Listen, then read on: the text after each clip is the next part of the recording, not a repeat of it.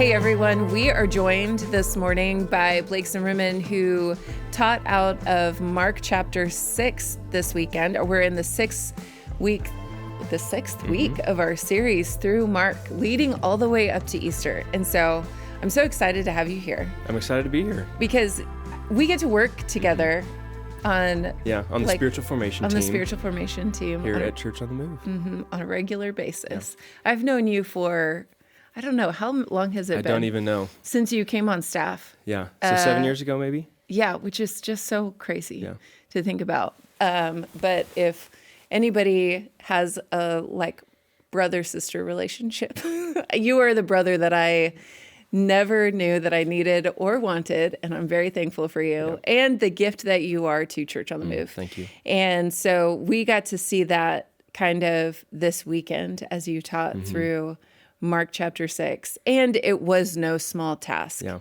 So let's talk a little bit between the three of us.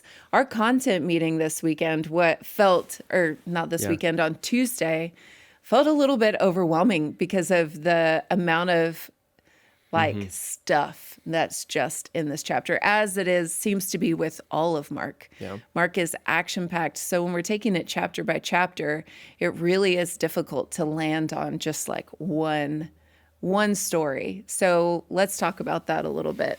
Yeah.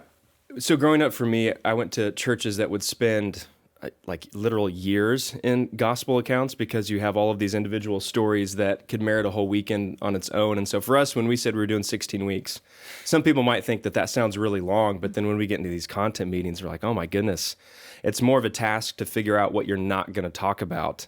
And so when we got to Mark 6, you have, let's see if I can remember it off the top of my head, I think 6 different pericopes, or these stories that Mark includes.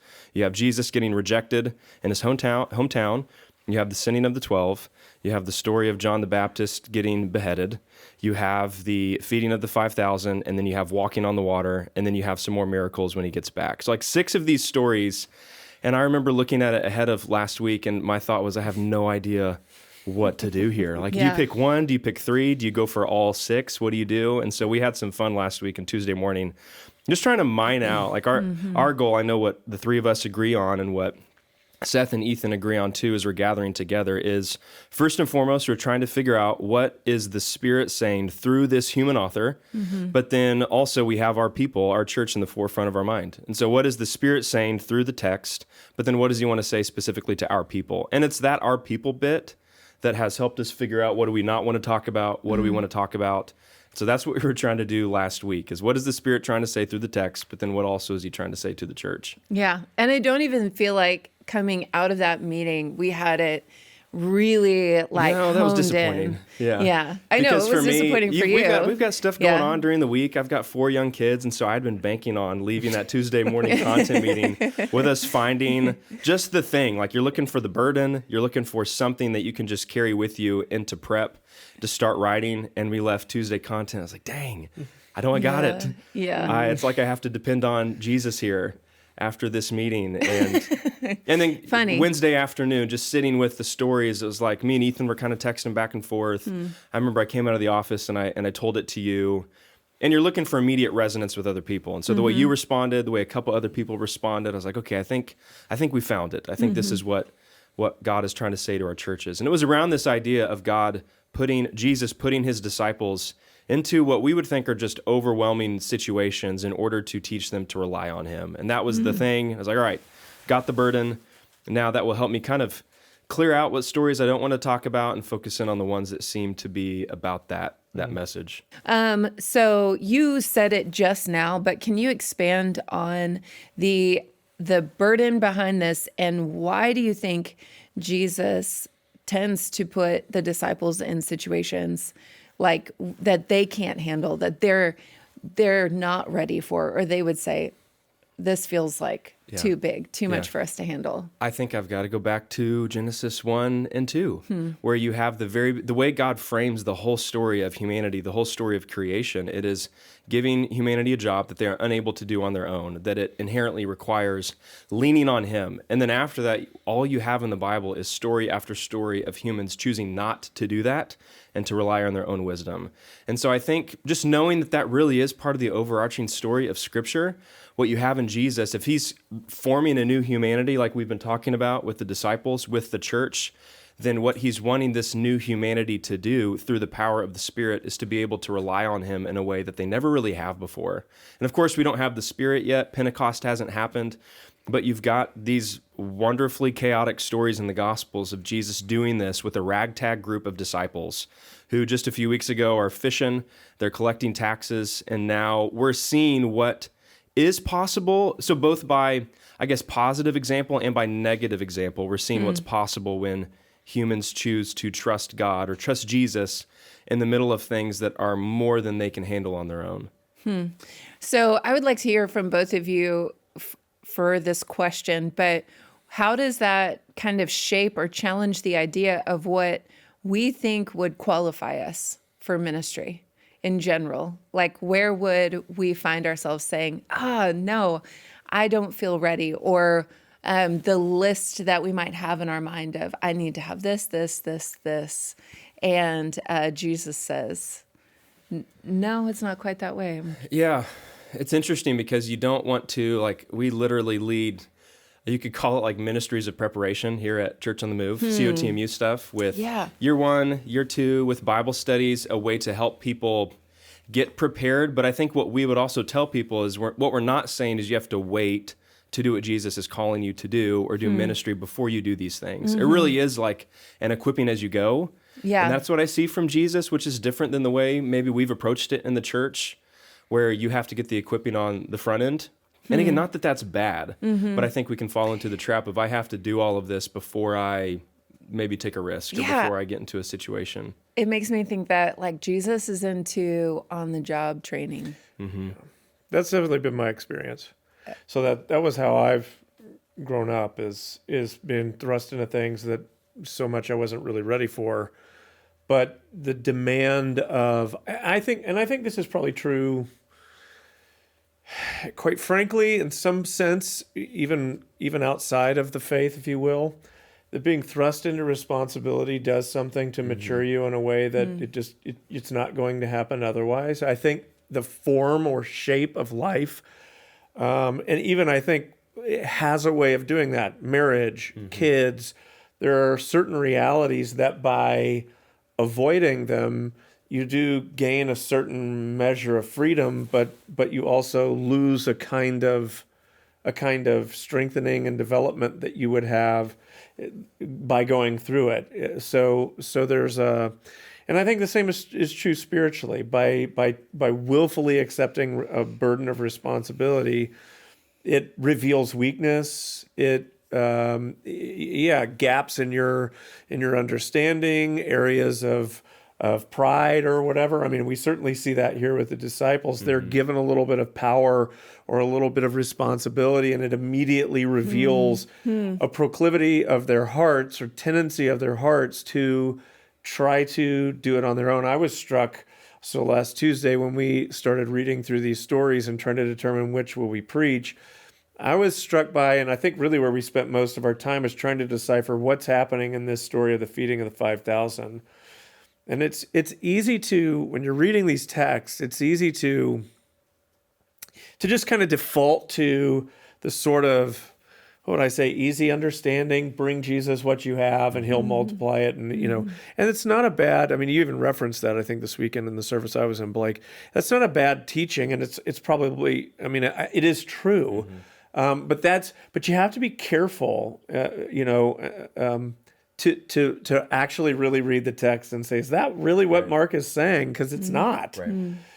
What the interaction that you get is the disciples for the first time, I think, are really pushing. I wouldn't say they're pushing back on Jesus, but they're for the first time offering their advice and counsel to Him. Here's what we should do. And I think that's not an accident, given that they had just done all of this healing the sick and casting out demons, now they've got an opinion because they've had a little bit of power or authority or experience or so forth. And you find out in the face of that just how far they still have to go and how little they actually know. We get ahead of ourselves. That's my story. I think about preaching, and I wanted to be so good at it right from the beginning. And what I wanted to do was kind of bypass the process of becoming and get straight to success. And I think that's a really, really dangerous place. In fact, I think one of the worst things that God could allow into your life is success. If your ability, I honestly thank God that that my ability is really limited, because I think the more, let's call it natural ability you have, or whatever you want to say, the more ability you have, the more dangerous it would be for you to achieve a measure of success or fame or whatever before, I won't even say, before you would be able to handle such a thing. Yeah. And I think the reason why it was such a temptation for the disciples and for us is because it really is a partnership. Like, it's not like God is just doing these things apart from the disciples when they're sent out to go cast out demons, but God is really working through them. Sure. And so for us, it's the same human temptation. I referenced it just a little bit, but we'll say some prayers and they get answered, or we've got a spiritual gift of leadership. There is a part of that where we're doing it, but I think what Jesus knows is that it's so easy to, in that moment, focus more on, because what's visible is what we see us doing. What we tend to forget is the invisible gifting of the Spirit and empowerment of the Spirit, and so we tend to kind of lose sight of that. And so I think that's where there is a real temptation, because it is a partnership. We are working with God, but then Jesus would say, apart from me, you can do nothing. So we read on the way to school today, I had Zuzu read the first half, I think, of Mark 7 from the back seat, so I didn't see exactly how much. But it's interesting, it's a similar theme from a different direction, which is, you think that this external washing is going to do you spiritual good, but you're missing the fact that there's something deeper at play here. There's a deeper problem that needs to be addressed. And I think that's a similar tendency to what you're talking about, is that we tend to focus on the wrong things.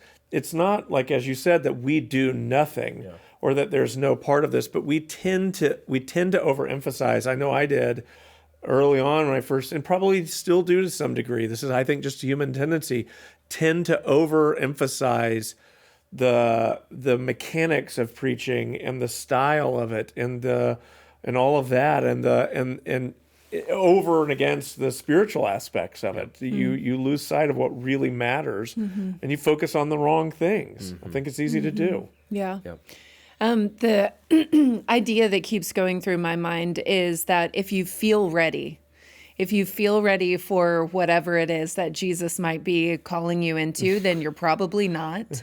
And it's at the point where you realize, oh man, this is way bigger than I could ever possibly handle. I need Jesus. It's exactly at that point where he's like, okay, he'll do both. Yeah. He'll send you in both circumstances, when you feel ready and when you don't feel ready.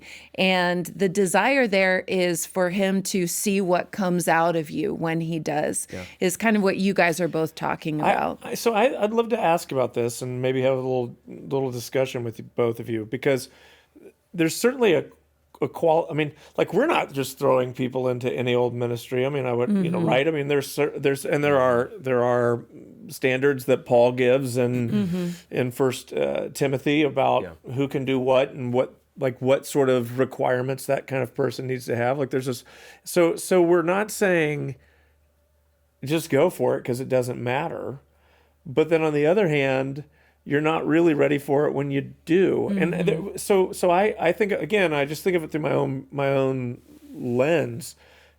Stepping into pastoring, I was both ready and not ready at the same time. And I don't really know how to qualify that or what to put on that presently. I'm curious what you think, because there's both a readiness and a not readiness at the same time. And I wouldn't know how to identify that or how to quantify it, talk about it. That's where I don't think it'd be apples to apples to look at Jesus sending the 12 and us commissioning people to certain environments, because for Jesus, it's his authority he's given, so it's just like it's gonna work in that case. Like you Sure. guys say my name, I've given you, and I use the analogy of like a dad handing a debit card to Right. a kid. Like they could be fearful, they could have all doubt that it would work, but the moment they swipe it, it's the card that makes the difference. It's Right, not right. necessarily their trust in the card.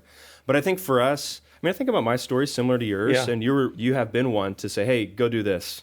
Here, you're up here. That there's a, and I think you would say that you saw things in me, Yes. but also you had no idea what would happen at the same time. Right. And so it's a stretch, but then it's also like, I've seen enough to know that you're ready for this more than you think you're ready for this. And Yeah. for me right now in our year one program in COTMU, I've got 2 lay people in our congregation, Jeremy Jewell and Meredith Lindemann.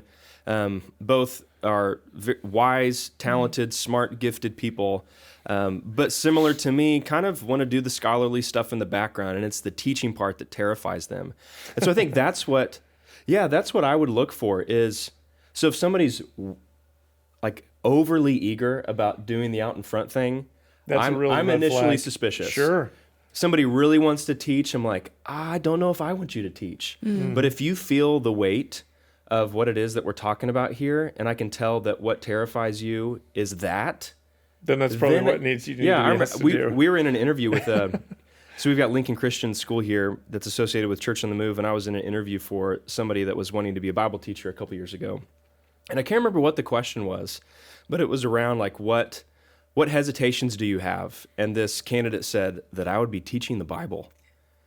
And immediately I was like, That's a big thing for this, you, yeah. this is the guy. Sure, yeah. This is the guy for the job, because he feels the weight, and he's not talking about necessarily all the forward public facing things. And so I would think for us, at least in Interesting. ministry, it's like, Yeah.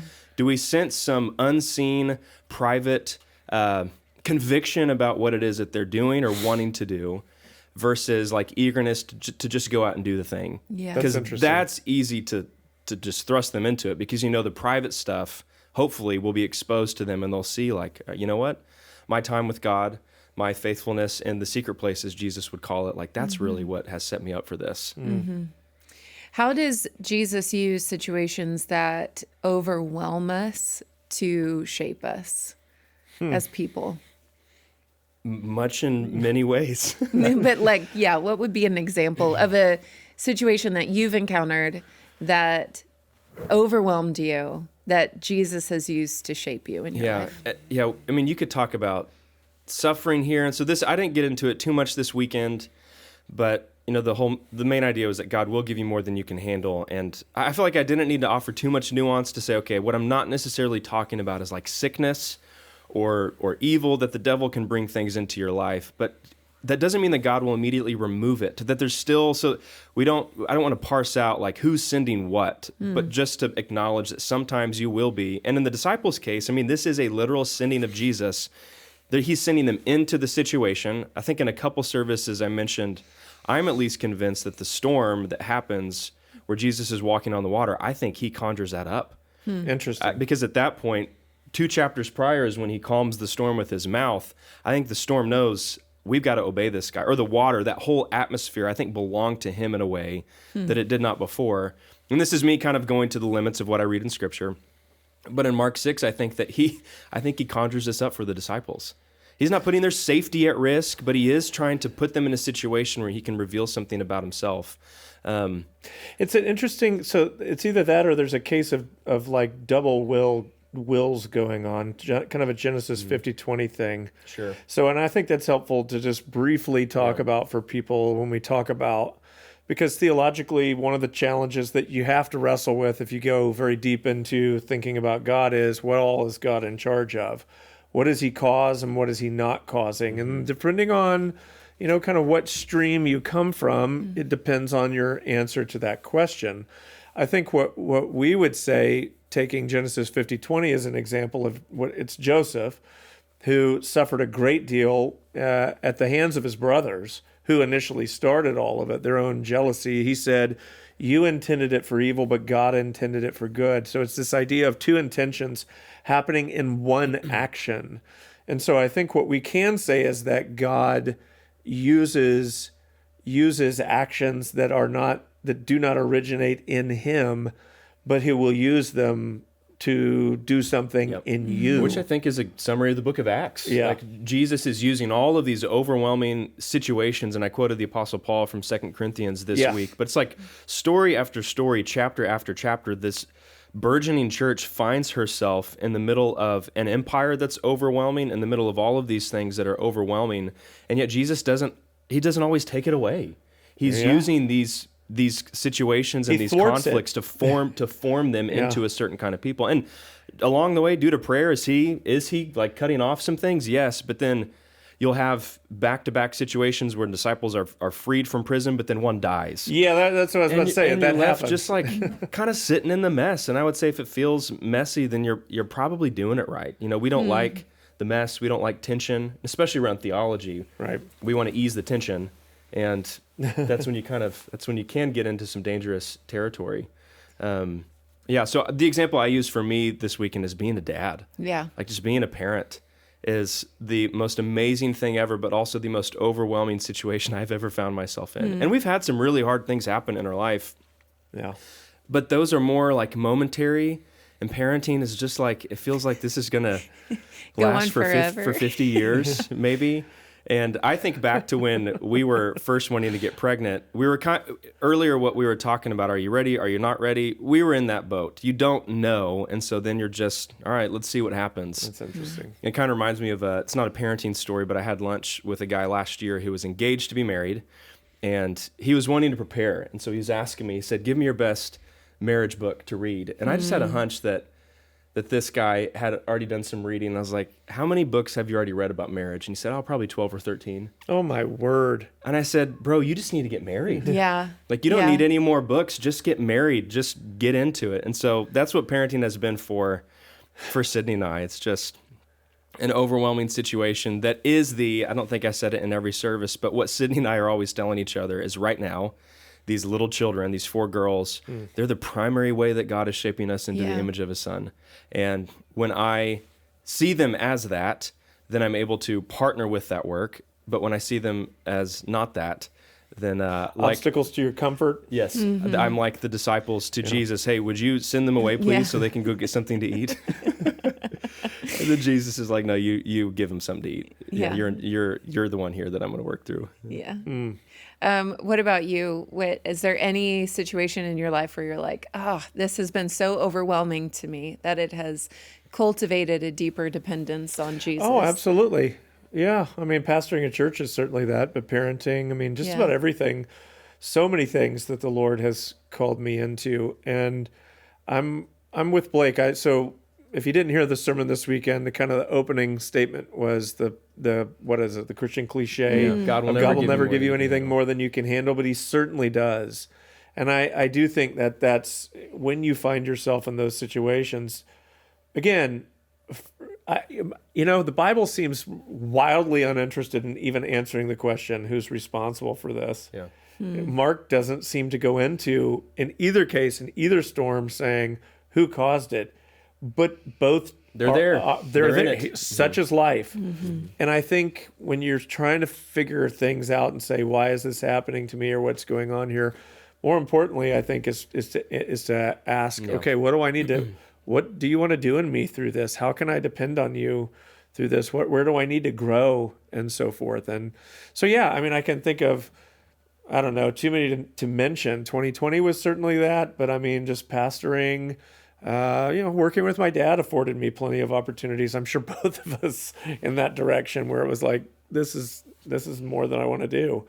I don't know if I mentioned parenting. Parenting's been incredibly difficult, especially, I hate to tell you, Blake, but the older they get, the harder it becomes. I'm hoping that's not going to be the case for you, but it was for us. And so, all of those places, I think what we're talking about here is there's a certain readiness or preparedness that, like, I was thinking about this when you're talking about the guy getting married, wanting to get married. It's like, there's a certain preparedness that you would want someone to have up until the point of crossing that line. But then there's a certain preparedness that only experience can give you, right? That the only way to gain books aren't going to do anything more for you. You're now at the point, and I felt the same way with pastoring. It was like, okay, I think my dad did too. It was like he's as prepared as he's going to be before, you could step into this. Now, okay, Yeah. and that doesn't necessarily mean you're ready. I mean, I guess you're just ready to begin experiencing this, but that means that there's still a whole lot more that God's got to do in you, and I going think to do in you. the danger there is that you will then, as you enter into whatever season it is, you can trust in your own preparation. And I think that is the danger that Jesus is trying to point out, and that I drew out the end of the sermon.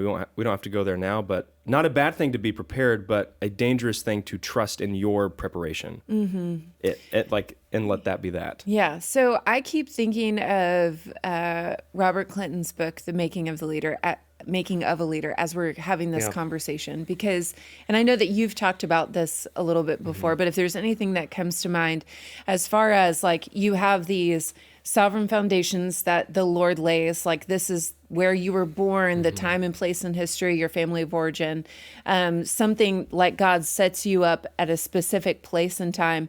But then there's this inner life development that happens where you're learning what it means to follow Jesus and the calling that he's placed on you.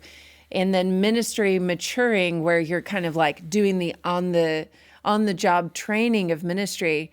And a lot of people think that producing something is the primary goal of this inner life and ministry maturing season, when it's actually not. God is doing more on the inside of you, even though it might look like you're productive.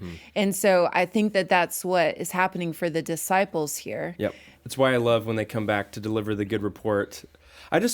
You have to pay attention, if you're studying your Bible, what these authors choose to include and what they choose to leave out. Like, truly, everything is important.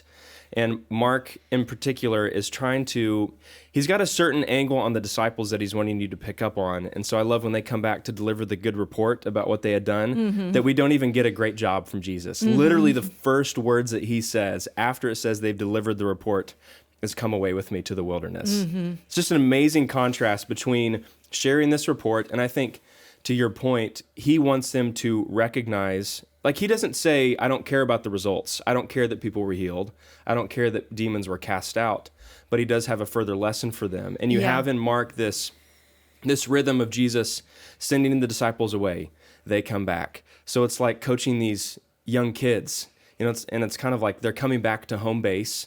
"Okay, Dad, how did I do?" And then Dad sends them back out, maybe a little further the next time, and then they come back. So you have this sending and returning of the disciples that I think kind of is meant to mimic our day. Not that we ever leave Jesus now, because through the presence of the Spirit, he is always with us. But this, like, you go out, you come back, and you talk to him about it. You go out, you come back, and you talk to him about it. But you're always meant to come back and talk to him about it. So I want you to talk a little bit more about Jesus, and this might be just like a little side note of why would Jesus say, "Come away to the wilderness," like to pray? What might be, because we know talk a little bit about the wilderness, but why would it be important for them to go be alone? Yeah, so the wilderness throughout the Bible is a major theme, and it's all about preparation. There's no worldly comfort there. There's no normal provision the way you would typically be provided for in the city. And so anytime you're out in the wilderness, there's initially a stripping away of things that you're used to, and then after that has after you've gotten used to that stuff being stripped away, you have a chance to deal with the thing that God wants to deal with. And so he does that with the Israelites. He does that with Elijah. He does that with David as he's fleeing Saul, all of these desolate places. And that's how Mark, or at least in the CSB, the translation that I used, he translates it as the desolate place. And it is a place where Jesus wants to get their attention. And so it's interesting that in Mark 6, he says that he wants to bring them there to rest. Yeah. And they don't get a chance to rest like at all. Yeah, it is really interesting. What's going on there? What do you guys think? Well, so here's what's interesting is, so it almost feels as though Jesus' intention is interrupted, right? Because he tells them, "Let's go away to a desolate place and rest a while." But that doesn't happen. They don't end up getting to rest. And I'm curious, I'm curious if what indeed is happening, and I could be wrong, but I'm wondering if the purpose of the wilderness is to be stripped away of all the things that you might normally depend on. And in a certain sense, that is exactly what happened. They didn't get to go out there and relax. I hadn't thought about this until now, but in Mark 5, you have something similar with Jesus where he has to deal with an interruption. He's being called by Jairus to go to his house, interrupted by the woman with the issue of blood. And he's not going to rest, but I think what you have in that story is Jesus dealing with an interruption in a very Jesus-y kind of way. And in Mark 6, you have another interruption where the demands of ministry, like you want to rest, the demands of ministry are on you. How are you going to respond to that? Well, you're forced, I guess, again, though, the point is you're forced to depend on God. Yes. I mean, that is part of what the wilderness does, is it kind of turns you, fasting is this action in your life, stripping things away, pulling things back, kind of force you to turn back to God when typically you might turn to other things to comfort, to console, to rest in or whatever. And I'm wondering if that's part of what's happening here. They're out in this wilderness and they're really forced to turn back to Christ. There's nothing else they can really do. So it's not, it wasn't so much about physical relaxation, but then neither was the temptation in the wilderness for Jesus. He's not going out there on vacation for 40 days and 40 nights. I mean, he's not eating. He's being tempted. This is going to be it's a period of testing, but not, that testing period is like a forming period, like taking something through a fire to, what is it? They temper steel or whatever with fire like this.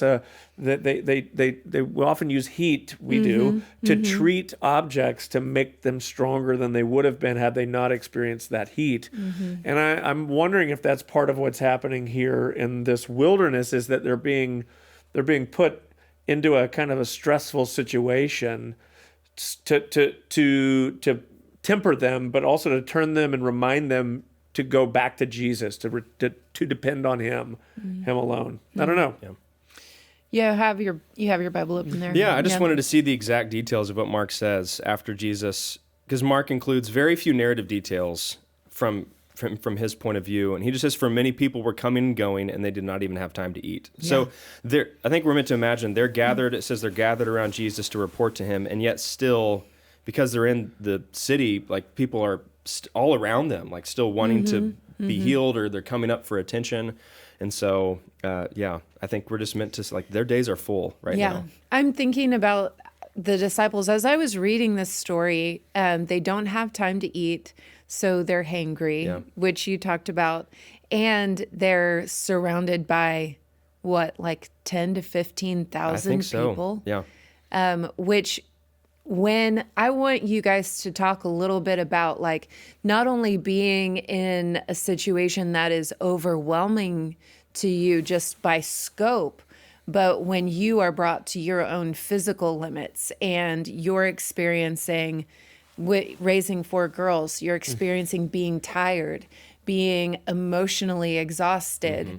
Because I think for a lot of people, that just exaggerates the circumstance that you're in that moment. And you have this competing maybe desire to want to have the affirmation of your rabbi in that moment for the disciples. But how do you guys, when you're faced not only with a situation that's beyond your ability to handle, but physically, emotionally, mentally stretched to your limits, what does that look like? And how do you return to Jesus in that moment? Terribly. Yeah.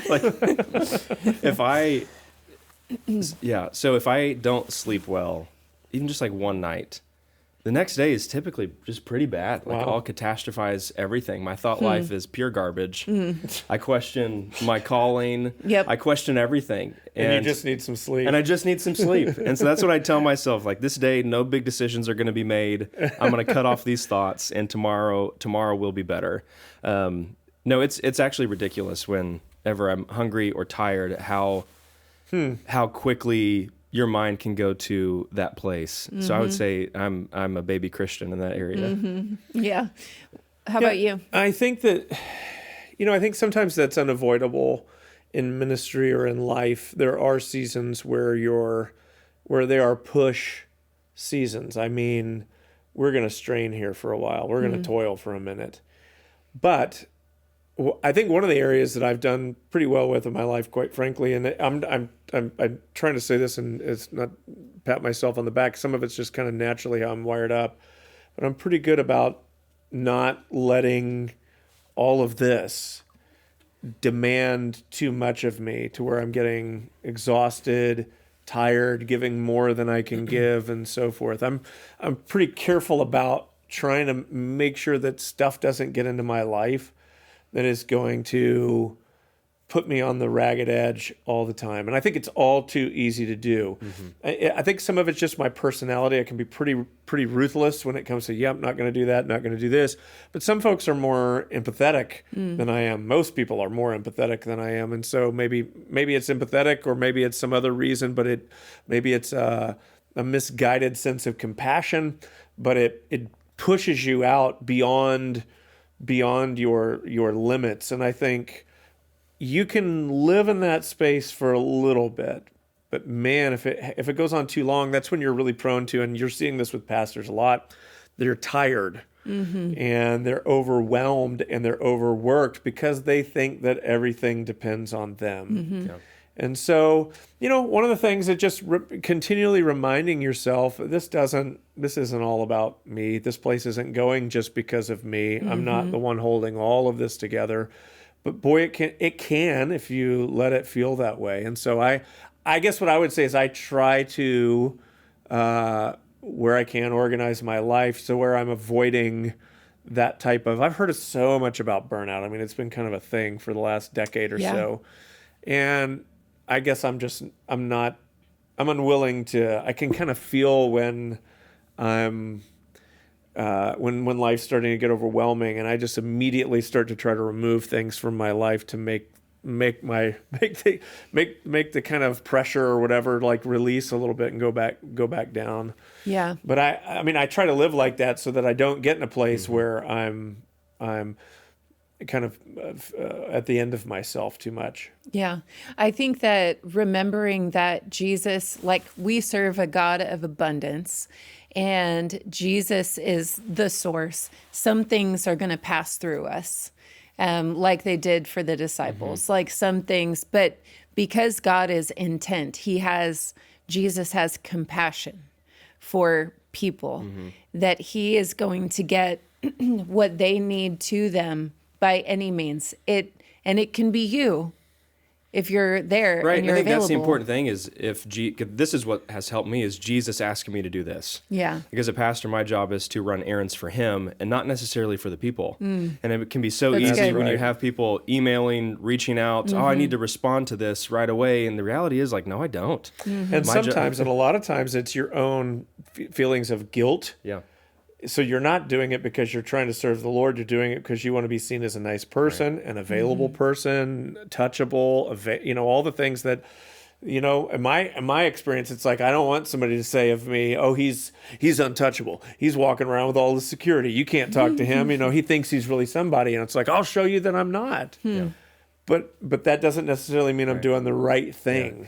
I read a really, really good book on pastoring recently. It's kind of like another Eugene Peterson type, and this guy isn't well known. His name's David Hansen. It's called The Art of Pastoring. Have you heard of this? I think you talked about it. It was really, really good. He's pastored in rural communities, and like there's the temptation to be a celebrity in every church community, not just the mega church world, because what that is basically I want to become.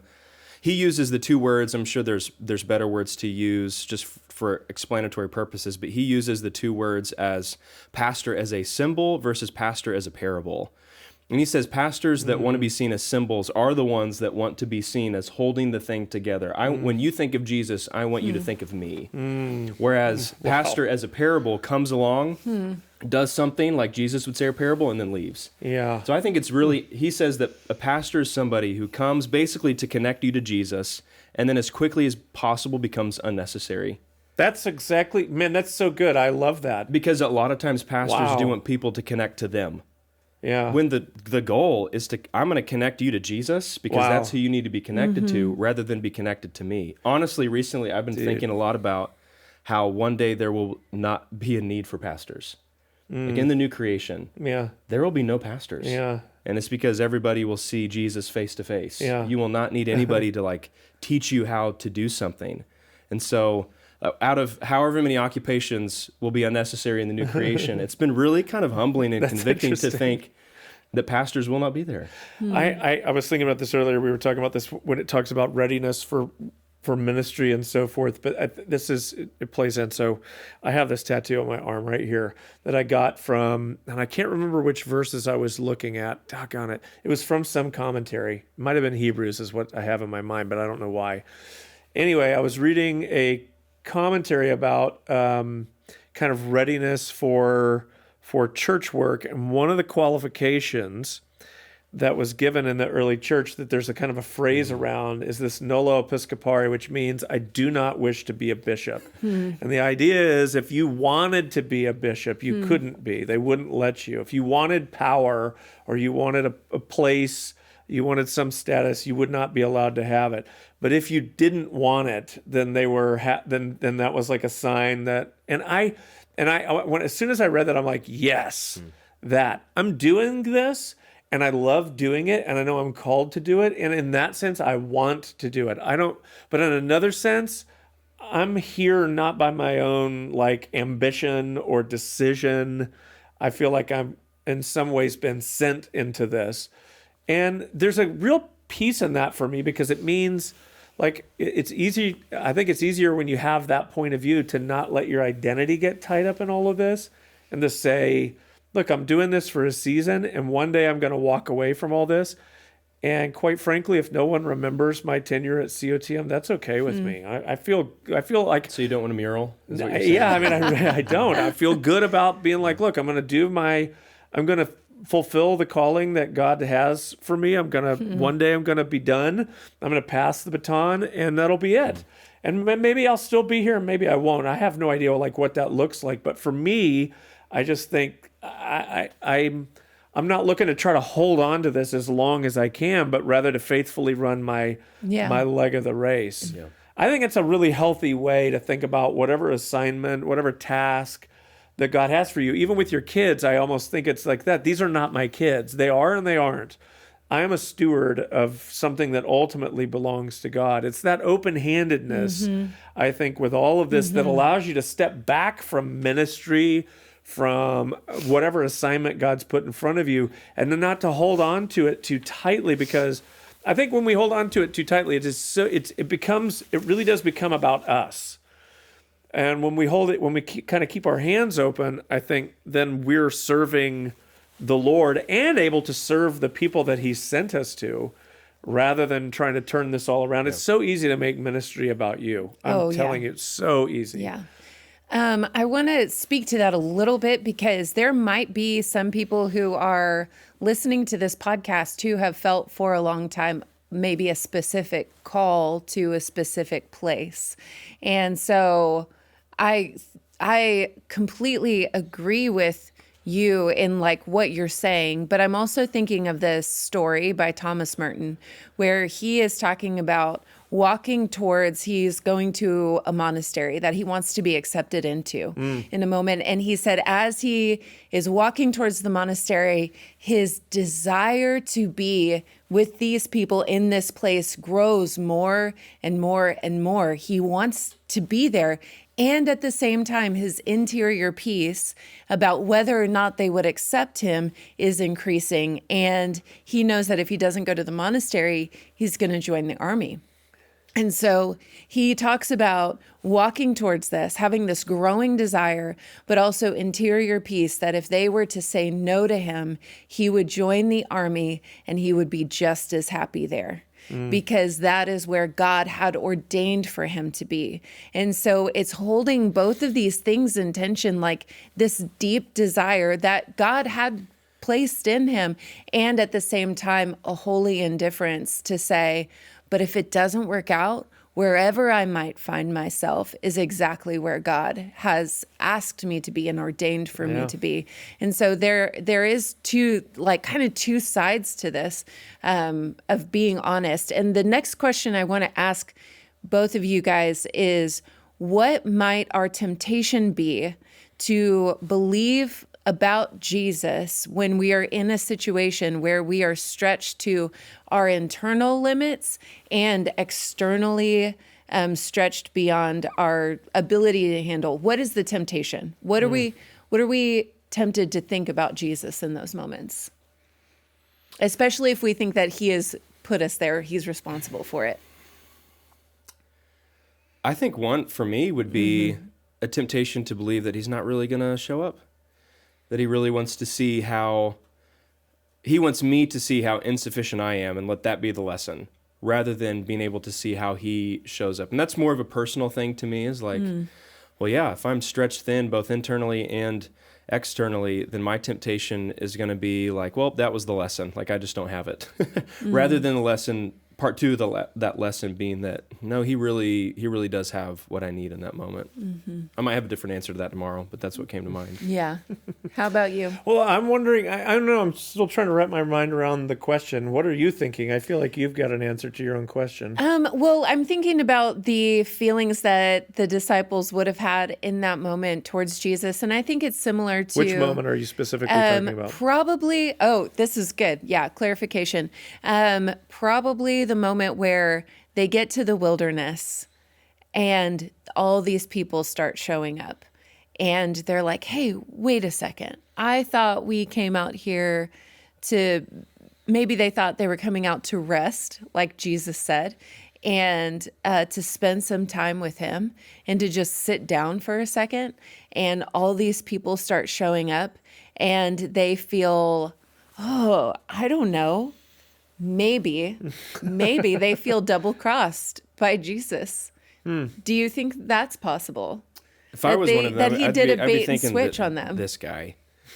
Like this guy. Yeah. And I don't know what else that would lead into, but just like, come on, this guy. Well, Yeah. I think it's frustrating. I don't know, the way I think of it. And Mark doesn't say, so it's hard to know. I mean, Yeah. not hard, impossible. But, I mean, the crowd is there before they get there. It says that the crowd beats them there. So Yeah. they were already there. It reminds me of, for me, I mean, if we're kind of going purely hypothetical here, I think of many situations I've been in with Heather where she sees one of the kids throws up in the middle of the night and you're just dog tired. And the last thing you want to go do is go strip a top bunk of a bunk bed of all of its sheets and get that in the laundry. And Heather's probably, if Heather's not going to listen to this, but if she did, she would be like, well, you don't do anything anyway. But the feeling is like, I don't really want to do this right now. Yeah. But the demand, or maybe the responsibility of being parent, requires that I do something with this situation. I have to, when everything in me wants to avoid it or just to ignore it or to act like it's just not there.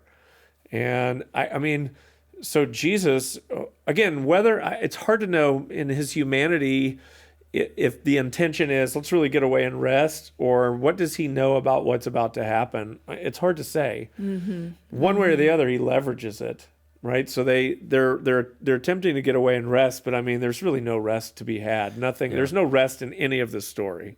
I'm thinking about, you guys have heard me bring this up before. It's from a book called A Time to Build by a guy named Yuval Levine, and it's two different ways to approach life. Yeah. One is as an individual, and the other is knowing I'm an individual within a system. And the question is, as an individual, what do I want to do? Not a bad question. I would say that it's natural for all of us to have that in our minds. But he would say, if you find yourself in what he calls an institution, which is anything like a family, a church, a group of disciples, your question rather should be, given my role here, what should I do? That's a great And I think question. that's what Jesus is trying to coach these disciples into. Like, you have a role now. I have not appointed them as one of the 12. I've appointed you. Yeah. And so given your role here, well, what and he should you has do? this role too. Yeah. And so, like, tired though he may be, that's Totally. he just steps into the role. Given my role here as seeing all of these people, these 10 to 15,000 people as a sheep without a shepherd. Yeah. What should I do? He steps into it and starts teaching. Exactly. So I think if you're asking what my temptation would be, would probably be frustration and really anger. A lot of anger around, dude, can we just... Yeah. I get it. These people are always here. We've got to, let's get, we could get in the boat and go to another place.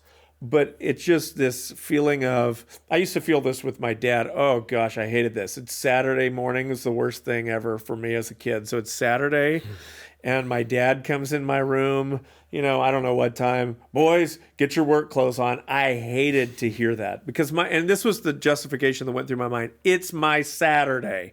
I get 2 days off a week. I'm at school every other day, and you want me to spend this day working. And so now I'm roped into this, forced into this manual labor that I don't want to be doing.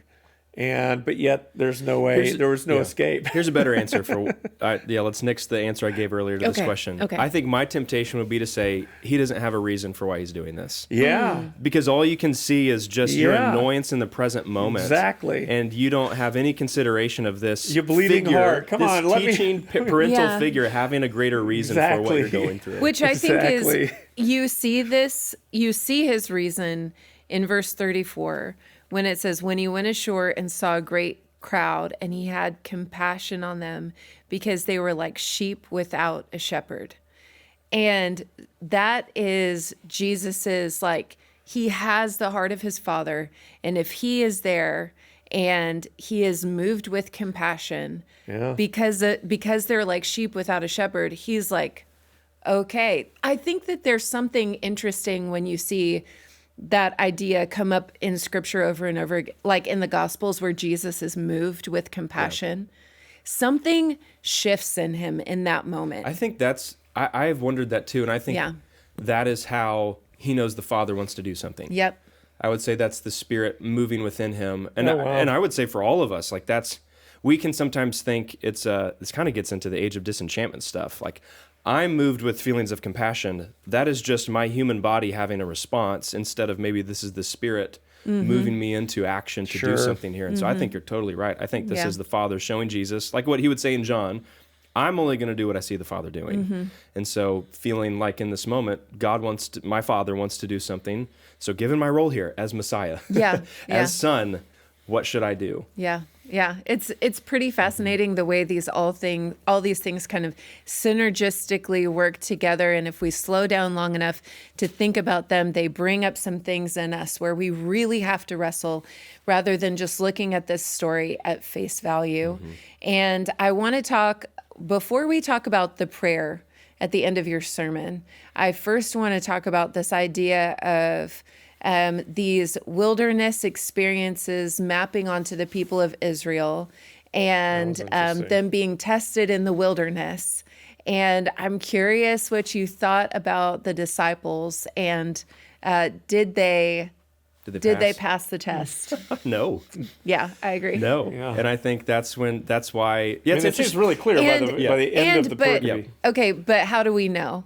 How do we know? At the end of the walking on the water, Mark says, hey, dear reader, do you know why they were astonished? Because they had not understood. So that understood word, it can also be translated as they did not gain insight. Yeah. So it's like the feeding of the 5,000 was a lesson from Jesus to the disciples. And at the end of the walking on the water, we're told that they did not gain any insight from that. They did not understand. And that, to me, does not indicate a passing of the test. One thing that I thought that you said this weekend that was so fantastic is maybe you need to act on the revelation of Jesus that you already have.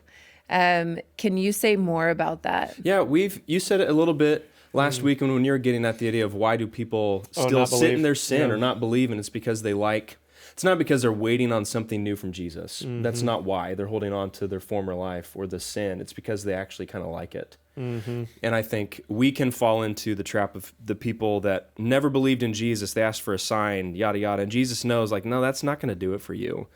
You've got a stubborn unbelief that if I were to give you more revelation, it would just harden you further, which is exactly what happens with Pharaoh. Okay, you talk about seeing something from the mighty hand of God in order to believe. That did not work. It's not as automatic as that. What matters more is the disposition of the heart, which is your choice. So I totally agree with you, but I'm also sitting here thinking about So then if we're kind of follow the disciples all the way through the story, as we're going to do, but kind of knowing what we know going ahead, they're not going to get it. No.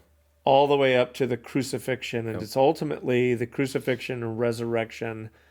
I guess I'm wondering, what is it that does it for them? And maybe even arguably it doesn't happen even through to Pentecost, right, given the questions that they ask in Acts chapter 1. Yeah. What is it?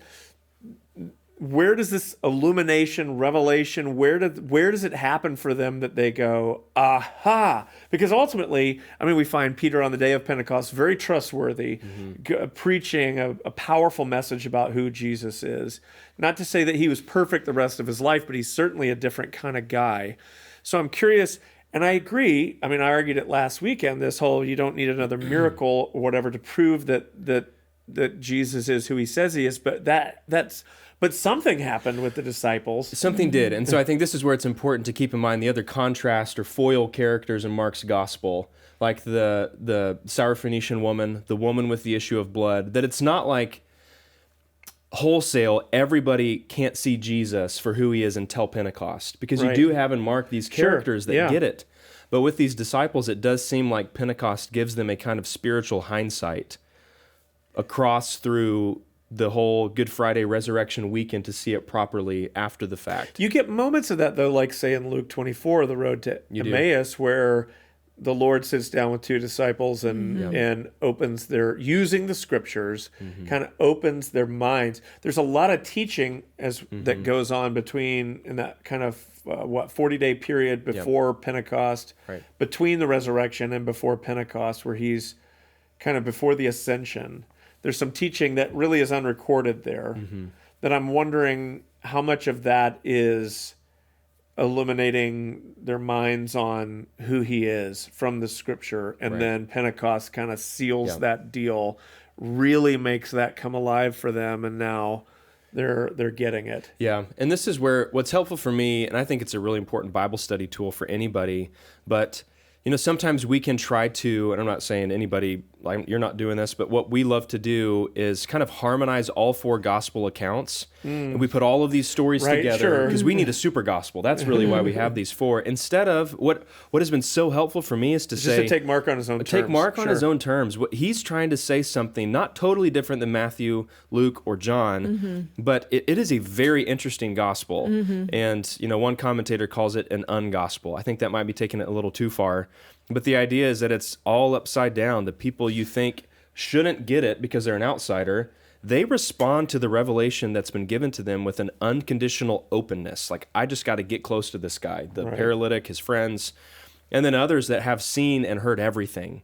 You're like, seriously? Well, then in that light, I imagine, Mark is going to really end on a massive cliffhanger as far as the disciples are concerned. It really will. You're really not going to know what's going to happen to them. And I think it's the question, spoiler alert, people haven't read Mark 16. It depends on, and we'll talk about it eventually, what's the ending. Yeah. But all of these disciples end up leaving him at the foot of the cross. And if Mark does want to provoke the church, get them to ask a question, it's, especially for the original audiences, if you associate and identify yourself with a crucified Messiah, it will cost you something. Yeah.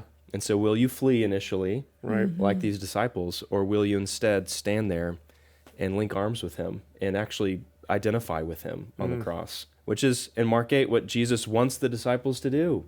If anyone would follow me, let him take up his cross, deny himself. So you had 2 points of application at the end of this sermon. The first one was, you're going to have to refresh my memory. Yeah, the ending was a struggle. I was working on it all the way up until Saturday at like noon. Wow. And I was home.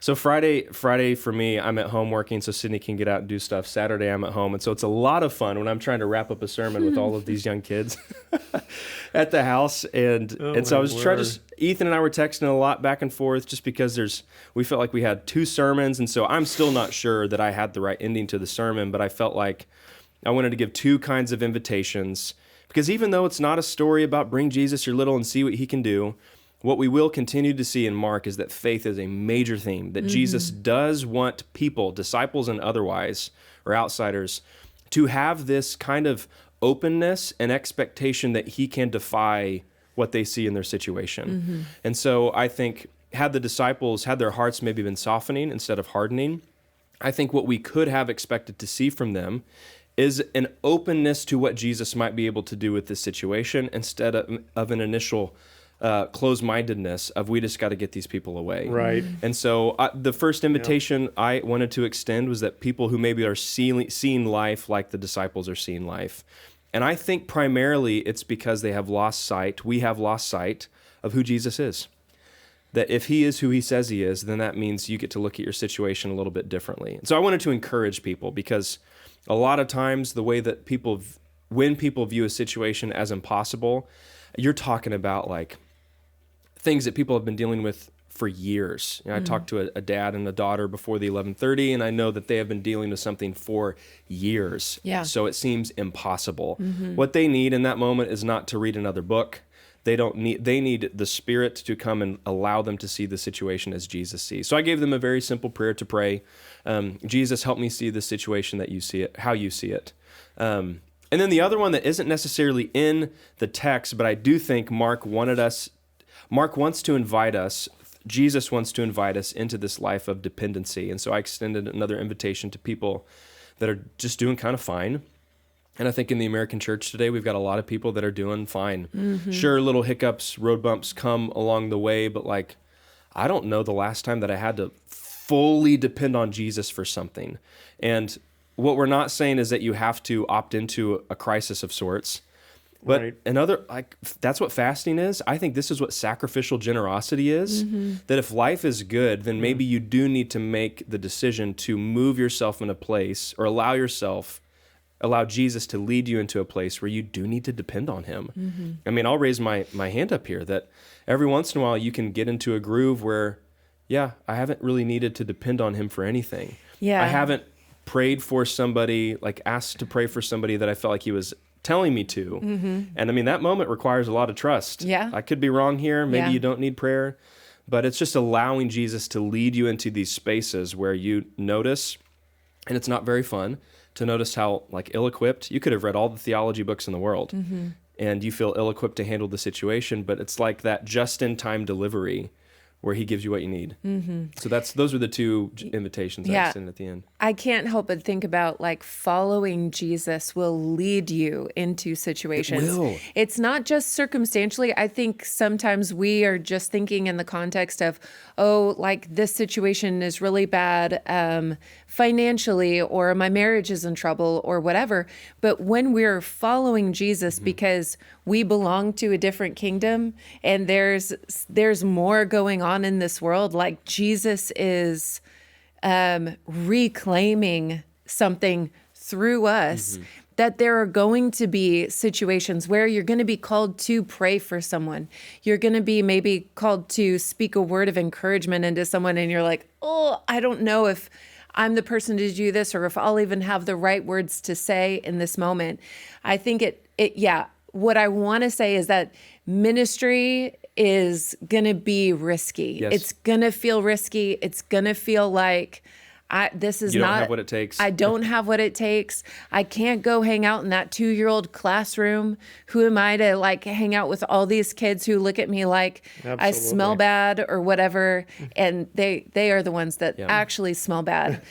And I think that or when you're out like putting gas in your car and you see someone across the way and you're just like, oh man, I think that like maybe there's something I'm supposed to say to that person. That would be deeply uncomfortable, deeply uncomfortable. And so, but there's also adventure on the other side of it that we're missing out on when we don't have that. I didn't point of go view. into it too much in every service, and I don't even know that I mention it in every one, but I basically said what you just said, and it's what convicted me this week, that a life lived in missional partnership with Jesus will inherently involve dependence. So if you have not felt that in a while, I think it might be good to ask, am I on mission with him? Or am I on mission building my own name? That's really good. Or on mission for a good life. Because that will not involve the kind of dependence that we see depicted in the Gospels, in the book of Acts, and the rest of the New Testament.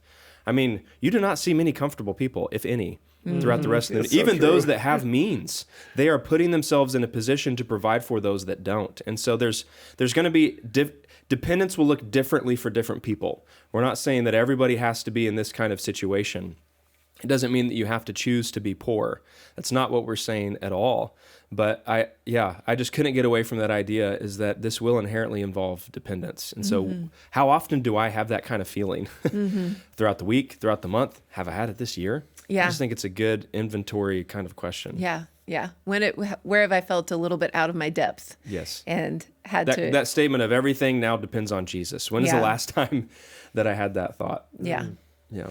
Okay. So as we're wrapping up today, if you are sitting across from somebody just wanting to communicate your heart for them based on this message from this weekend, what would you say to them? Jesus is trying to communicate who he is to these disciples so that when they see him in all of his beauty, his splendor, his majesty, and his power, that will be the proper filter through which they look at the entire world, including their situations. And so I would say, look at this man. Yeah. Look at him for how he's revealed himself in the book of Mark. These are not parlor tricks that Jesus is doing to say, hey, watch what I can do for this person. Jesus in Mark is communicating through his action more than his word. In John, it's kind of both, but more so his word that he is divine. But in Mark, it's through his action that he is divine. I mean, the dude's walking on water. He is rebuking a storm with a word, and he's walking on water through action. He is trying to communicate who he is. It's like me to my kids. It's both through word and deed that I'm trying to communicate who I am, not just in what I say, but in what I do. And I think Jesus here is trying to do the same. Like, if you will pay attention, if you have eyes to see and ears to hear, this man is unlike any other man you've ever met.